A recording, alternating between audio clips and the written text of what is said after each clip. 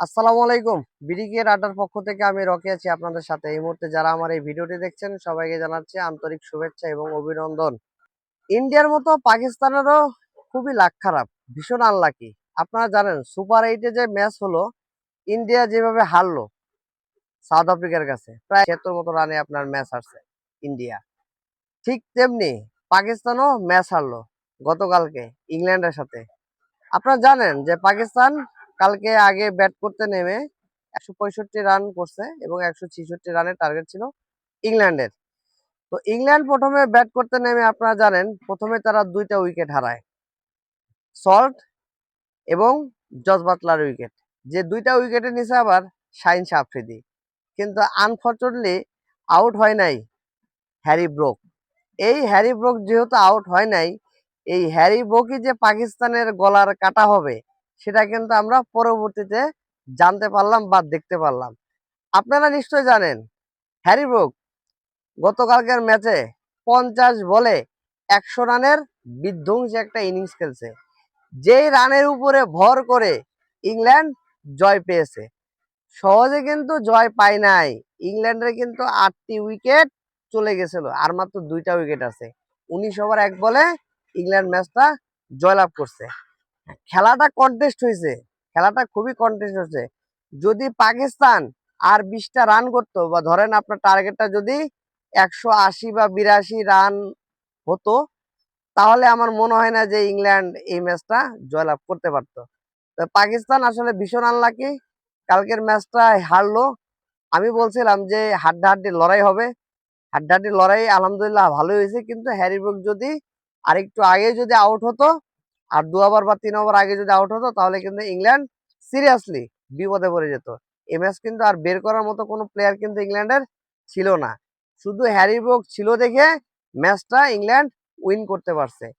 এবং আপনারা জানেন যে এই গ্রুপে পাকিস্তান এবং ইংল্যান্ড যারা এই ম্যাচটা জয়লাভ করবে, আমি আগের ভিডিওতে বলছিলাম যে যারা এই ম্যাচটা জয়লাভ করবে তারাই এগিয়ে থাকবে সেমিফাইনালের দৌড়ে। এখন যেহেতু ইংল্যান্ড জয়লাভ করলো, তাহলে অবশ্যই পাকিস্তান একটু ব্যাকফুটে চলে গেল এবং ইংল্যান্ড এগিয়ে গেল সেমিফাইনালের দৌড়ে। আর আপনারা এটাও জানেন যে ইন্ডিয়া কিন্তু সাউথ আফ্রিকার কাছে হেরে গেছে। প্রতিদ্বন্দ্বী যে দুইটা দল ইন্ডিয়া এবং পাকিস্তান, সুপার 8-এ খেলতে এসে দুইটা দলই প্রথম ম্যাচ হেরে গেল। ইন্ডিয়া হারলো সাউথ আফ্রিকার কাছে, আর পাকিস্তান হারলো ইংল্যান্ডের কাছে।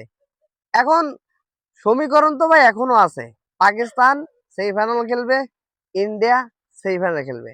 কারণ আপনারা জানেন যে আরো কিন্তু ম্যাচ আছে, আরো 2টা ম্যাচ আছে। যদি এই 2টা ম্যাচ যদি পাকিস্তান জিতে যায়, আবার এদিকে ইন্ডিয়া যদি 2টা ম্যাচ আছে ওদের বাকি, তো এই 2টা ম্যাচ যদি ইন্ডিয়া জিতে যায়, তাহলে ইন্ডিয়া সেমিফাইনাল খেলবে, পাকিস্তানও সেমিফাইনাল খেলবে। তবে আমি মনে করি এই ক্ষেত্রে ইন্ডিয়া অ্যাডভান্টেজ পাবে। কিভাবে অ্যাডভান্টেজ পাবে আমি বলি। ইন্ডিয়ার যে 2টা ম্যাচ আছে, একটা ম্যাচ হচ্ছে জিম্বাবুয়ের সাথে, আর একটা ম্যাচ হচ্ছে ওয়েস্ট ইন্ডিজের সাথে। পাকিস্তান এবং নিউজিল্যান্ডের যে ম্যাচ হওয়ার কথা ছিল, ওই ম্যাচটা কিন্তু আর হয় নাই। ওখানে কিন্তু পয়েন্ট ভাগাভাগি করে নিতে হয়েছে। পাকিস্তানের জন্য একটু শক্ত প্রতিপক্ষ আছে, সেটা হচ্ছে আপনারা জানেন যে এই শক্ত প্রতিপক্ষ হচ্ছে শ্রীলঙ্কা। শ্রীলঙ্কার সাথে ম্যাচ জিততেই হবে। অতএব এখানে পাকিস্তানের সেমিফাইনাল খেলতে হলে অনেক মানে হিসাব নিকাশ আছে, যে রান রেটিং, ওই রান রেটিং এর একটু হিসাব কিতাব আছে। আপনারা জানেন যে নিউজিল্যান্ড একটা ম্যাচ খেলছে, তো একটা ম্যাচই আসলে ওখানে 1 পয়েন্ট তারা পেয়েছে পাকিস্তানের সাথে। আর নিউজিল্যান্ডের কিন্তু আরো 2টা ম্যাচ আছে, একটা হচ্ছে ইংল্যান্ডের সাথে আর একটা হচ্ছে শ্রীলঙ্কার সাথে। তবে এখানে নিউজিল্যান্ড কিন্তু পাকিস্তানের প্রতিপক্ষ, নিউজিল্যান্ডও যেতে পারে, পাকিস্তানও যেতে পারে। আর যদি আমি বলি ইংল্যান্ডের কথা, ইংল্যান্ড অলরেডি 4 পয়েন্ট, মানে ইংল্যান্ড 2টা ম্যাচ জয়লাভ করছে, একটা শ্রীলঙ্কার সাথে আর একটা হচ্ছে পাকিস্তানের সাথে। অতএব ইংল্যান্ড সেমিফাইনালে যাচ্ছে, এটা মোটামুটি কনফার্ম। আর ঝুলে আছে হচ্ছে নিউজিল্যান্ড, পাকিস্তান এবং শ্রীলঙ্কা। এই 3টা দলের ভিতর থেকে যে কোনো একটা দল যাবে। এখন সেটা পাকিস্তানও হতে পারে, নিউজিল্যান্ডও হতে পারে, সেটা শ্রীলঙ্কাও হতে পারে। অতএব এই মুহূর্তে বলাটা মুশকিল। তবে ইন্ডিয়ার জন্য আমি মনে করি সহজ সমীকরণ, 2টা ম্যাচ আছে, একটা ওয়েস্ট ইন্ডিজের সাথে আর একটা জিম্বাবুয়ের সাথে। 2টা ম্যাচে আমি মনে করি ইন্ডিয়া জয়লাভ করবে। অতএব ইন্ডিয়া খুব সহজেই সেমিফাইনালে পৌঁছে যাবে। আর পাকিস্তানের জন্য খুব চ্যালেঞ্জিং একটা বিষয়, কারণ পাকিস্তানের সেমিফাইনালে খেলতে হলে অনেক হিসাব নিকাশ আছে। আপনার জানেন শ্রীলঙ্কার সাথে অনেক বড় ব্যবধানে জিততে হবে, আবার এখানে নিউজিল্যান্ডকে হারতে হবে, আবার শ্রীলঙ্কাকে হারতে হবে, মানে সবকিছু মিলে একটু হিসাব কিতাব আছে। তো পাকিস্তানের জন্য সহজ বিষয় না। তবে দেখা যাক শেষ পর্যন্ত পাকিস্তান সেমিফাইনালে খেলতে পারে কিনা, আমরা সেটা দেখার অপেক্ষা রইলাম। তো সবাই ভালো থাকবেন। বিডি ক্রিকেট আড্ডার পক্ষ থেকে আমি রকি আজকে বিদায় নিচ্ছি। আল্লাহ হাফেজ।